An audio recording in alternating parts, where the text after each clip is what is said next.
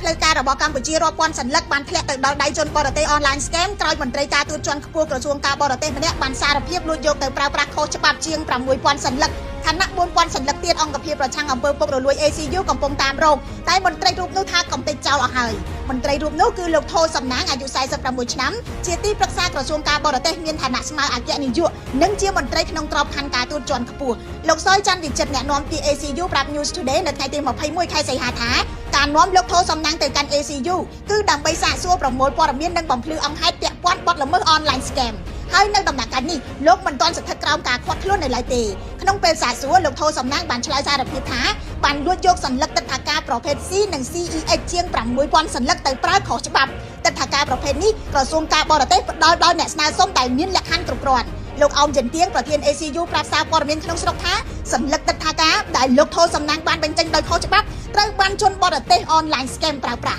ក្រៅពីជាង 6000 សន្លឹកនេះនៅមានទិដ្ឋាការ 4000 សន្លឹកទៀតដែល ACU កំពុងតាមរកប៉ុន្តែលោកថោសំណាងអះអាងថាបានកំទេចចោលតាមប្រវត្តិរូបដែលផ្សាយក្នុងគេហទំព័រក្រសួងការបរទេសកម្ពុជាលោកថោសំណាងមានប្រវត្តិការងារជាង20ឆ្នាំនៅក្រសួងការបរទេសលោកចាប់ផ្ដើមបម្រើការងារនៅនាយកដ្ឋានកិច្ចការច្បាប់និងកុងស៊ុលតាំងពីឆ្នាំ2002ធ្លាប់កាន់តួនាទីជាលេខាទី1នៅបេសកកម្មអចិន្ត្រៃយ៍កម្ពុជាប្រចាំអង្គការសហប្រជាជាតិនាទីក្រុងញូវយ៉កសហរដ្ឋអាមេរិកមុនឡើងជាបន្តបន្ទាប់រហូតក្លាយជាអគ្គនាយកនៃអគ្គនាយកដ្ឋានកិច្ចការច្បាប់កុងស៊ុលនិងព្រំដែនចាប់ពីឆ្នាំ2018កាលពីថ្ងៃទី9ខែមេសាឆ្នាំ2026លោកត្រូវបានបញ្ចប់មុខតំណែងពីអគ្គនាយកដោយត្រូវបានតែងតាំងជាទីប្រឹក្សាក្រសួងជំនួសវិញនិងមានឋានៈស្មើអគ្គនាយ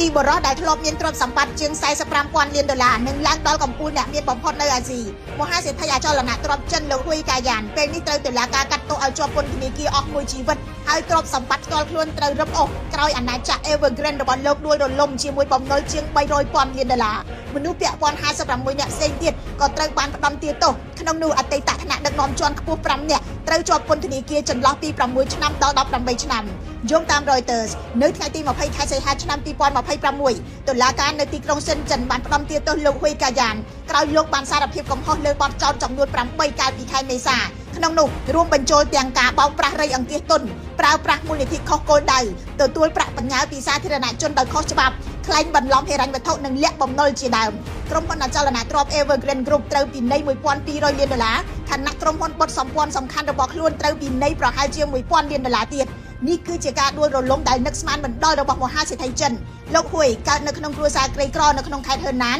មុនចូលប្រឡូកនៅក្នុងវិស័យអចលនទ្រព្យនិងបង្កើតក្រុមហ៊ុន Evergrande ក្នុងឆ្នាំ1996ក្រុមហ៊ុននេះលូតលាស់រហូតក្លាយជាក្រុមហ៊ុនអភិវឌ្ឍអចលនទ្រព្យធំបំផុតរបស់ចិនហើយនៅឆ្នាំ2017ទ្រព្យសម្បត្តិរបស់លោកហ៊ុយឡើងដល់ជាង 45,000 លានដុល្លារធ្វើឲ្យលោកក្លាយជាអ្នកមានបំផុតនៅអាស៊ីនៅពេលនោះប៉ុន្តែការរីកធំរបស់ Evergrande ពឹងខ្លាំងទៅលើការខ្ចីបំណុលដើម្បីទិញដីសំគម្រោងលក់ផ្ទះមុនសាងសង់រួចហើយយកលុយទៅបង់ម្ចាស់បំណុលនិងបន្តគម្រោងថ្មីទៀតនៅពេលវិបត្តិអចលនទ្រព្យផ្ទុះឡើងនៅក្នុងឆ្នាំ2021ក្រុមហ៊ុនមានបំណុលនិងកាតព្វកិច្ចហិរញ្ញវត្ថុសរុបជាង 300,000 លានដុល្លារហើយបន្ទាប់មកបានខកខានសងបំណុលក្រុមហ៊ុននេះត្រូវបានបញ្ជាឲ្យរំលាយនៅក្នុងឆ្នាំ2024ហើយក្រោយការដួលរលំរយៈពេល5ឆ្នាំបរិះដែលធ្លាប់ឈរនៅលើកំពូលអាណាចក្រអចលនទ្រព្យចិនពេលនេះត្រូវចំណាយជីវិតដែលនៅសល់ក្នុងពន្ធនាគាររឿងមន្ត្រីទូតចិនចុះទៅសន្តាគារហេងហ្វាងនៅថ្មដាជាព័ត៌មានដែលសារព័ត៌មានថៃផ្សព្វផ្សាយនិងបានរុញឲ្យយោធាថៃបកស្រាយយ៉ាងវែងកាលពីមួយថ្ងៃមុនទៅស្ថានទូតចិនប្រចាំកម្ពុជាចេញមុខច្រានចោលដោយអះអាងថាគ្មានមន្ត្រីរបស់ខ្លួនណាម្នាក់ទៅទីនោះឡើយ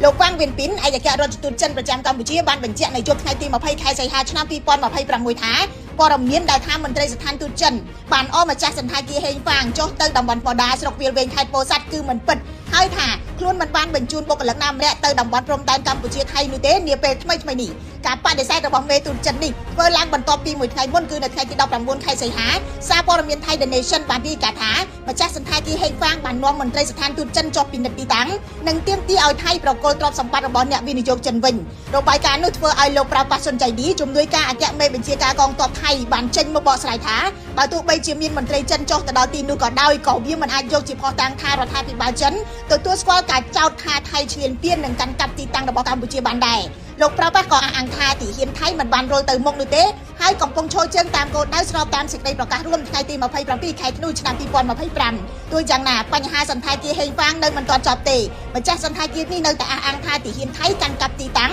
ពាត់បន្លាលួននិងរៀបរៀងមិនឲ្យខ្លួនចូលទៅកាន់ទ្រព្យសម្បត្តិក្រោយការប្រយុទ្ធនៅចុងឆ្នាំ2025 ក្នុងអត្ថបទរបស់កាសែត The Nation លោកប្រើប្រាស់ទាមទារឲ្យម្ចាស់សន្តាគារបង្ហាញឯកសារនិង coordinate ផែនទីបញ្ជាក់កម្មសិទ្ធិចំណែកសេចក្តីបញ្ជាក់របស់ចិនលើកនេះគឺបដិសេធតែការអះអាងថាមន្ត្រីទូតចិនបានចុះទៅដល់ថ្មដាប៉ុណ្ណោះមិនមែនជាការសម្រេចលើចំនួនកម្មសិទ្ធិឬបញ្ហាអធិបតេយ្យភាពនៅទីតាំងសន្តាគារនោះទេ